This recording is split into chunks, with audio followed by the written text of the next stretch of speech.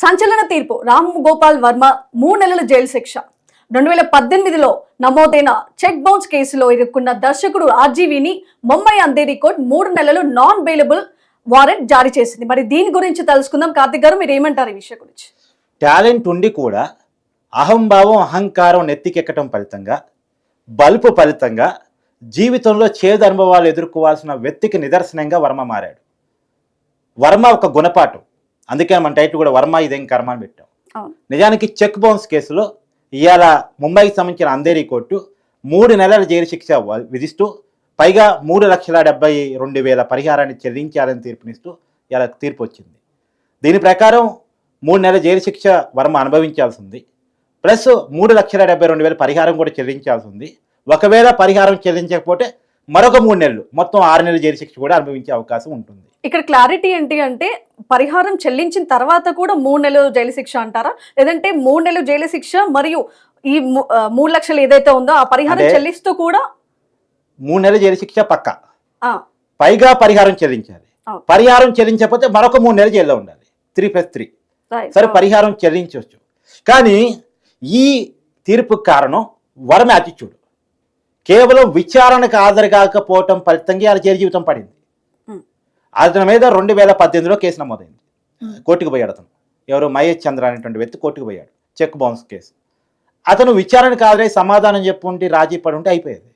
కానీ అతను ఏం చేస్తారులే, నన్ను ఈ కోర్టులు అంటే గౌరవం లేకపోవటం, చట్టాలంటే గౌరవం లేకపోవటం, సమాజం అంటే విలువ లేకపోవటం ఫలితంగా వర్మ ఏనాడు విచారణకు హాజరు కాలే. దాదాపు 7 సంవత్సరాలు పోరాడి అతనే అలసిపోతాడులే అనుకున్నాడు, లేదా కోర్టులు అంటే గౌరవం లేదు కాబట్టి పోలేదో తెలియదు. కానీ వర్మ ఏనాడు విచారణకు హాజరు కాలే. పైగా నాన్ బెయిలబుల్ వారెంట్లు జారీ చేసినప్పుడు కూడా హాజరు కాలే. మరి పైగా ఇప్పుడు తీర్పు వస్తుంది కదా. మరి 1 సైడ్ అయింది కేసు. ఇతను హాజరు కాకపోవటం ఫలితంగా కేసు 1 సైడ్ అయిపోయింది. అతనికి జైలు జీవితం వర్మకు పడింది. వర్మ కోర్టుకి కనుక హాజరై తన అభిప్రాయాన్ని చెప్పుకుంటే ఎలా ఉండేదో. కానీ ఏనాడు విచారణకు హాజరు కాని ఫలితంగా, అంటే కొని తెచ్చుకున్న ప్రమాదం అంటారు మన భాషలో, కొని తెచ్చుకున్న ప్రమాదం అంటారు. ఇది మాత్రమే కాదు, వర్మకి ప్రమాదాలు కొని తెచ్చుకోవడం కొత్త కాదు, వివాదాలు కొని తెచ్చుకోవడం కొత్త కాదు. అది గతంలో కూడా ఇష్టం వచ్చినట్టు మాట్లాడటం, ఇష్టం వచ్చినట్టు చేయటం, కేసుల్లో ఇరుక్కోవటం, వివాదాలు ఇరుక్కోవటం, పరువు పట్టుకోవటం వర్మ గతంలో కూడా జారీ చేశాడు. ఇప్పుడు వర్మ మీద ఆంధ్రప్రదేశ్లో అనేక కేసులు నమోదైంది. మొన్న కూడా ఉమ్మడి ప్రకాశం జిల్లాలో ఒంగోలు పట్టణంలో, ఒంగోలు రూరల్ పోలీస్ స్టేషన్లో ఒక కేసు నమోదైంది. ఆ కేసులో వర్మ అరెస్ట్ అవుతాడని అందరూ అనుకున్నారు. కానీ అప్పుడు సినిమా షూటింగ్ల పేరుతో అజ్ఞాతంలోకి వెళ్ళాడు. కోర్టు నుంచి రక్షణ పొందిన తర్వాత బయటకు వచ్చాడు. ఆ కేసులు కూడా ఏంటి, ఇప్పటి ఆంధ్రప్రదేశ్ సీఎం చంద్రబాబు నాయుడు గారిని, డిప్యూటీ సీఎం పవన్ కళ్యాణ్ గారిని, మంత్రి నారా లోకేష్ గారిని వైసీపీ అధికారంలో ఉన్న సమయంలో వైసీపీ డబ్బులకు అలవాటు పడి జగన్తో సావాసం చేసి, సావాస దోషం అంటారు కదా, ఆ సావాస దోషం ఫలితంగా వీళ్ళ క్యారెక్టర్ని, లోకేష్ గారిది, పవన్ కళ్యాణ్ గారిది, చంద్రబాబు గారిది క్యారెక్టర్ హననం చేస్తూ, జంతువుల బొమ్మలకి వీళ్ళ పుటోలు పెడుతూ, సినిమాలు కూడా చరిత్రను మార్చేస్తూ, అసలు చరిత్రని వక్రీకరిస్తూ, వీళ్ళని విలన్గా చిత్రీకరిస్తూ సినిమాలు చేయటం, సోషల్ మీడియాలో జంతువులకు వీళ్ళ తలకాయలు పెట్టి వీళ్ళ క్యారెక్టర్ హననం చేయటం, రకరకాల కామెంట్స్ చేయటం, ఇవన్నీ కూడా వర్మ మీద కేసులకు కారణం. ఇది మాత్రమే కాదు, గతంలో మహిళల్ని న్యూడ్గా పెట్టి సినిమా తీసి, పైగా దీన్ని ఖండించినటువంటి మహిళా నేతలు, మహిళా సంఘాల నేతల్ని మిమ్మల్ని కూడా బట్టలు ఓడిది సినిమా తీస్తానని కామెంట్ చేసి వివాదాలు ఇరుక్కున్నాడు. అక్కడ కూడా కేసు నమోదైంది. సో ఇలాంటి పనులు వర్మ. నిజానికి వర్మ చాలా టాలెంటెడ్, హై టాలెంటెడ్. ఇవాళ మనం రాజమౌళి గురించి, పూరి జగన్నాథ్ గురించి, వీళ్ళ గురించి వింటున్నాం కదా. వీళ్ళందరికీ గురువు వర్మ. ఆ రోజుల్లోనే శివ సినిమా తీసి ట్రెండ్ సెటర్ అయ్యాడు. బాలీవుడ్లోకి వెళ్ళి అమితాబ్ బచ్చన్తో సినిమా తీయగలిగాడు. ఒక తెలుగు డైరెక్టర్కి బాలీవుడ్ హీరో డేట్స్ ఇవ్వడం అంటే చిన్న విషయం కాదు. నార్త్లో, సౌత్లో కొద్దిగా అంత ఈజీగా ఎదగనివ్వరు. కానీ ఎదిగాడు కేవలం యాటిట్యూడ్ ఫలితంగా. అంటే విజ్ఞానం పెరిగిన కొద్దీ మూఢత్వంలోకి పోతారంటానికి ఉదాహరణ వర్మ. ఒక పేరు ప్రఖ్యాతులు సంపాదించిన తర్వాత ఈ యాటిట్యూడ్ పెరిగింది అనుకోవచ్చా? ఎంత ఎదిగాడో అంత కింద పడ్డ వ్యక్తి వర్మ, కేవలం యాటిట్యూడ్ ఫలితంగా. సో కాబట్టి ఎప్పుడైనా గుణం గొప్పగా ఉండాలంటారు.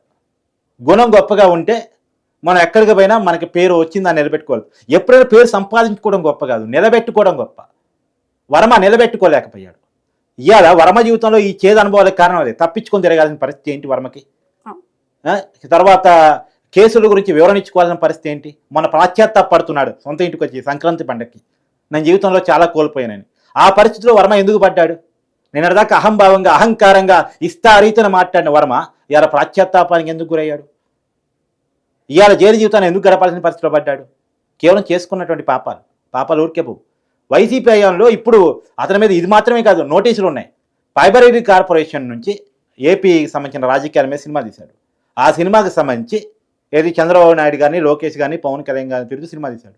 ఏపీ ఫైబర్ గ్రిడ్ కార్పొరేషన్ నుంచి డబ్బులు తీసుకొని సినిమా రిలీజ్ చేశాడు. దానికి సంబంధించిన నోటీసులు కూడా ఇప్పుడు fibre grid corporation GV Reddy గారు ఇచ్చున్నారు. దానికి కూడా ఏపీ ఫైబర్ నెట్కి కూడా వర్మ డబ్బులు కట్టాల్సి ఉంది. ఆ డబ్బులకు సంబంధించిన కేసులో కూడా వర్మ జైలుకు పోయే అవకాశం ఉంది, డబ్బులు కట్టకపోతే, ₹1 చెల్లించకపోతే.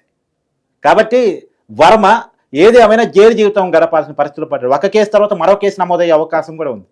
ఇప్పుడు ఎట్లాగో పోలీసుల పరిధిలోకి జైలు జీవితానికి వెళ్తున్నాడు కాబట్టి ఇక్కడ కూడా పరిహారం చెల్లిస్తావా లేదా జైలుకి పోతావా అనే పరిస్థితి రావచ్చు. ఏదైనా వర్మ ఒక పీక్స్కి వెళ్ళి కింద పడ్డ పాతాలని పడిపోవటం అంటారు చూసావా, పీక్స్కి వెళ్ళి పాతాలని పడిపోవటం, దీనికి బెస్ట్ ఎగ్జాంపుల్ వర్మ. ఇవాళ ఒకవైపు ఫైన్లు కట్టాలి, ఇంకోవైపు జైలు జీవితం అనుభవించాలి.